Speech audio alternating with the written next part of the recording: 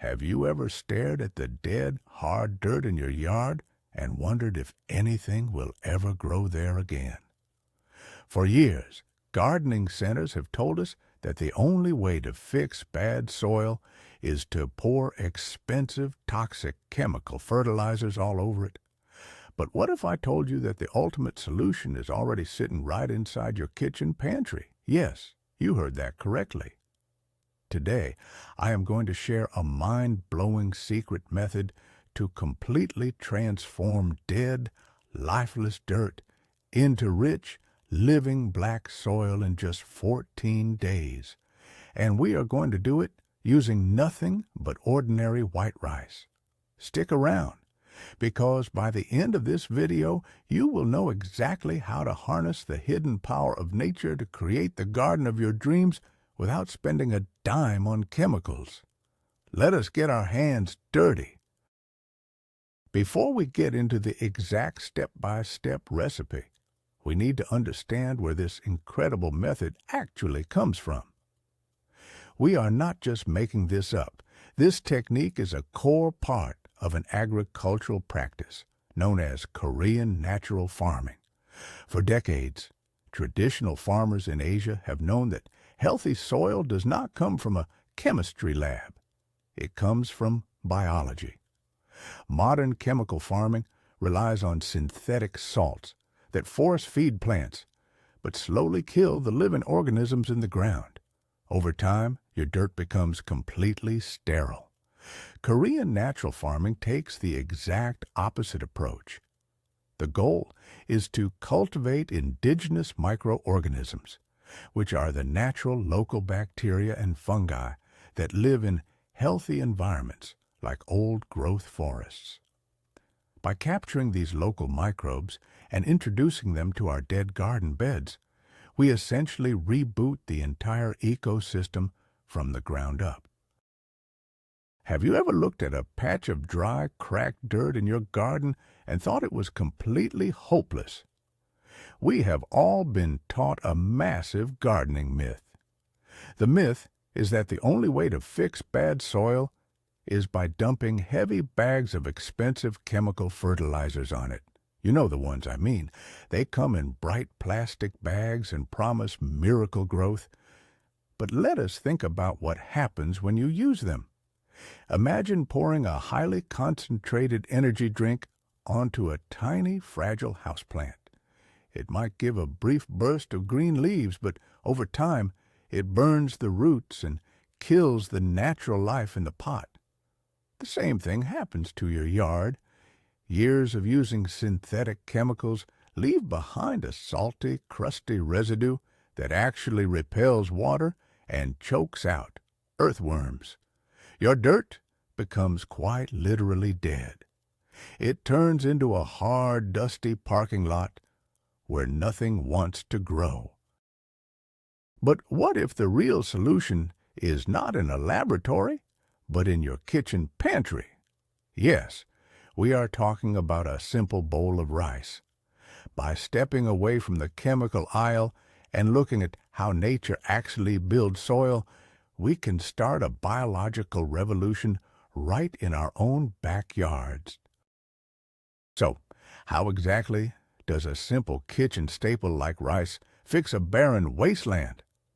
To understand this, we need to talk about the hidden workforce of the gardening world. We are talking about indigenous microorganisms. You will often hear experts call them IMO.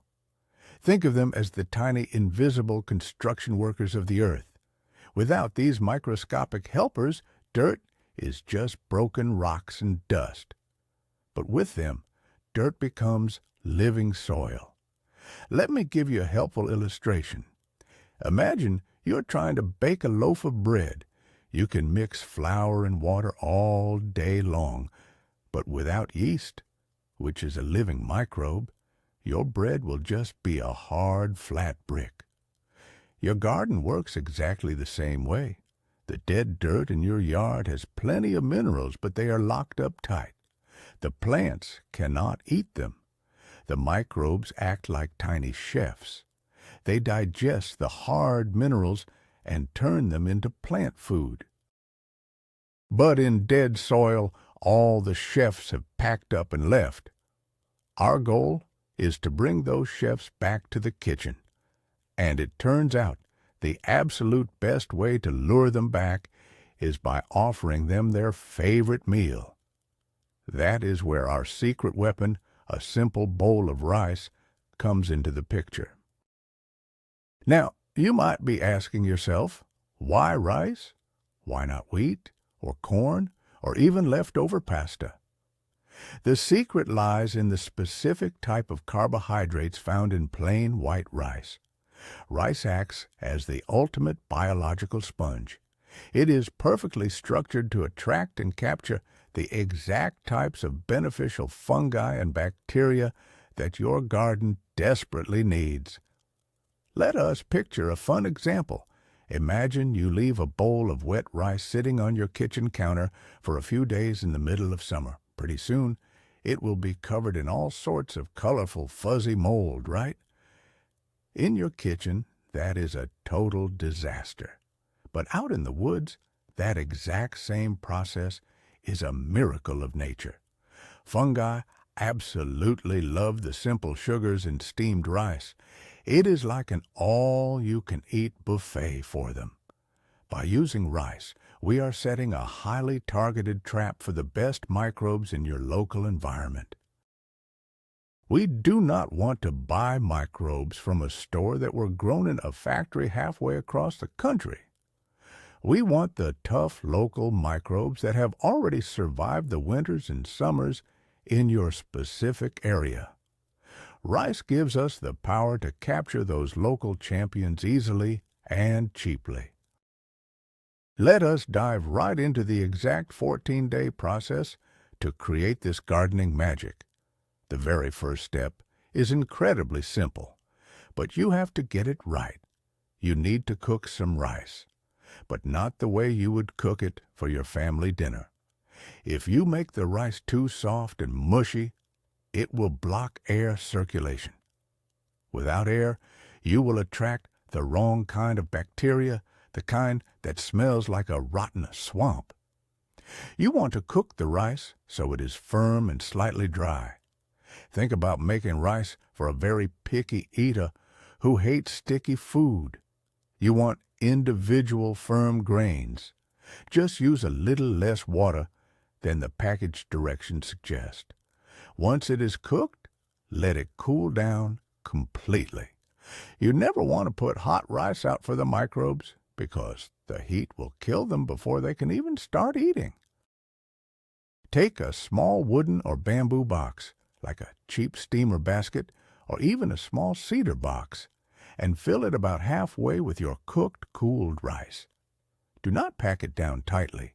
Keep it loose and fluffy so the air can flow through it. The wood is important because it breathes. Plastic containers will hold in too much moisture and ruin the entire experiment before it even begins. Now comes the fun part. You are going to take your little wooden box of rice and go on a short hike. Your mission is to find an undisturbed patch of nature near your home. This could be a local forest, a quiet patch of woods behind a park, or even a very old, healthy tree in your neighborhood. You are looking for an area where the ground is covered in deep, rich leaf litter. This is where the magic happens. Dig a shallow hole in the leaves, just deep enough to hold your wooden box. Place the box inside, and then cover the top of the box with a paper towel or a piece of breathable cotton cloth. Secure it with a rubber band so bugs cannot get in. Finally, cover the whole thing back up with the fallen leaves you just moved. Here is an easy way to picture what you are doing. Imagine you are an explorer setting a peaceful trap to catch a rare butterfly. But instead of a butterfly, you are catching millions of beneficial forest microbes. These microbes live in the undisturbed forest soil, breaking down old leaves into rich black compost. By placing your rice box right in their home, you're inviting them to move in. Leave the box completely alone for 3 to 5 days. After a few days of waiting, it is time to return to the forest and check your trap. When you pull the box out from under the leaves and open the paper cover, you might be shocked by what you see. The top of the rice should be covered in a beautiful, thick layer of white fuzzy mold. It might look a little bit like cotton candy. This is exactly what you want. This white fuzz is called IMO number 1. It is a concentrated collection of the most powerful, healthy soil fungi in your area. Now, it is time to bust a very common myth. Many people believe that all mold is dangerous and bad. We have been trained to scrub it away with bleach. But remember, the medicine penicillin comes from a mold. The delicious flavor of blue cheese comes from a mold. In the gardening world, white mold is the ultimate sign of life. It is the network that connects plant roots to water and nutrients. If you see bright green, black, or orange mold, it means your rice was too wet, and you should probably start over. But if it is a nice, fluffy white cloud, you have struck absolute gold. Carefully take your box of fuzzy rice back to your kitchen for the next crucial step of the transformation. Now that you have harvested your fluffy white forest microbes, you need to put them to sleep so you can store them. If you just leave the moldy rice on the counter, the microbes will eat all the food, run out of energy, and die. We need to stabilize them. To do this, you will need equal parts of organic brown sugar. If you have 1 pound of moldy rice, you need 1 pound of brown sugar. Put on some gloves and gently mix the brown sugar into the moldy rice in a large glass bowl. You want to massage it together until it turns into a dark, sticky syrup. This process is called creating IMO number 2. Think of it like making a sweet fruit jam to preserve the summer harvest for the winter. The high concentration of sugar draws the moisture out of the microbes and forces them to go to sleep. It acts as a natural preservative. Once the sugar and rice are completely mashed together, put the mixture into a glass jar and cover it with a breathable paper towel. You now have a dormant army of super microbes sitting on your shelf. This jar can last for months or even years, waiting patiently for the exact moment you are ready to use them to heal your completely ruined garden soil. You have your magic jar of sugary microbe syrup, but you cannot just dump it on the dirt yet. It is too concentrated. We need to wake the microbes up and give them a much bigger home to multiply. This next stage takes about 5 days. You will take a tiny spoonful of your sugary syrup, just about 1 tablespoon, and dissolve it in a gallon of non-chlorinated water. Then you need a large pile of something called a carbon carrier. Wheat bran works perfectly for this. Wood chips or oat bran can work too. You are going to slowly pour your microbe water over a large mound of wheat bran and mix it thoroughly. You want it to be as damp as a wrung-out sponge. Here is a good illustration for this step. Imagine you are taking a small family of rabbits and moving them into a giant, empty mansion with unlimited food. They are going to multiply incredibly fast. Over the next few days, that pile of damp wheat bran is going to heat up all by itself. That heat is the energy of billions of microbes waking up, eating, and having a massive party. You will need to turn the pile with a shovel once a day to keep it from getting too hot, just like flipping a pillow to find the cool side. By the time your wheat bran pile cools down, it will be completely covered in that wonderful white fuzz again.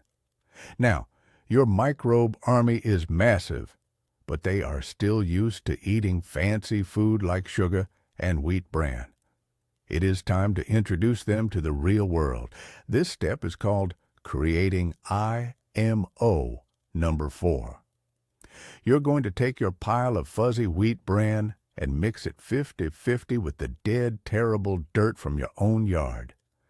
Mix it all together in a big pile on the ground. Think of this like taking a child who has only ever eaten sweet candy and slowly sneaking vegetables into their dinner. You are teaching the microbes how to survive in your specific local dirt. Over the next few days, the microbes will slowly migrate from the comfortable wheat bran into the hard, dead soil particles. They will start breaking down the tiny rocks, unblocking the stuck minerals, and creating tiny pockets of air. This is the transition phase. You are essentially building a bridge between the perfect forest environment you captured and the harsh, chemical-soaked reality of your backyard. After about 5 days, this mixed pile will be completely unified and ready for the grand finale. We have finally reached the climax of our 14-day process. It is time to apply this living mixture to the rest of your dead garden beds. Take your new microbe-rich dirt pile and spread it over your garden. You do not need to dig it deep into the ground. In fact, you should not till the soil at all. Just lay it gently on the top, about 1 inch or 2 thick, and water it well. Now, let us crush another massive gardening myth.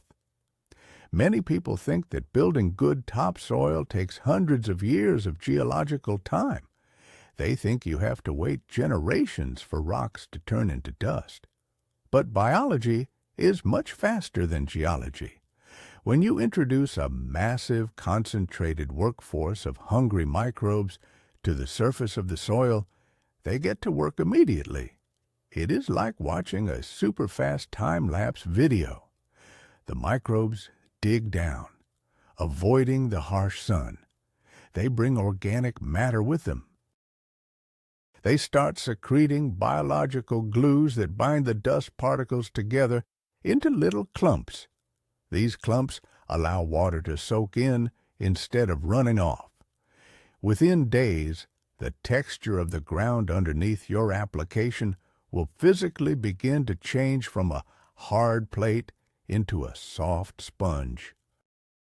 Let us look closely at what happens right beneath your feet during these final days. The clock is ticking down to the end of our 2-week challenge. Once you water that new mixture in, an explosion of life happens underground. The fungi stretch out long invisible threads called hyphae. These threads act like a microscopic highway system, transporting water and nutrients back and forth. The bacteria start eating the toxic residues left behind by those old chemical fertilizers, literally cleaning the dirt. Imagine a crew of hazardous materials workers in tiny hazmat suits, sweeping up the poisons and neutralizing them. As they work, they breathe out carbon dioxide, which slowly dissolves the tough minerals around them. The dirt actually begins to shift and heave on a microscopic level. Oxygen is pulled down into the newly formed cracks. And where there is oxygen and food, the big predators arrive. I am talking about earthworms. Earthworms can smell this biological feast from deep underground.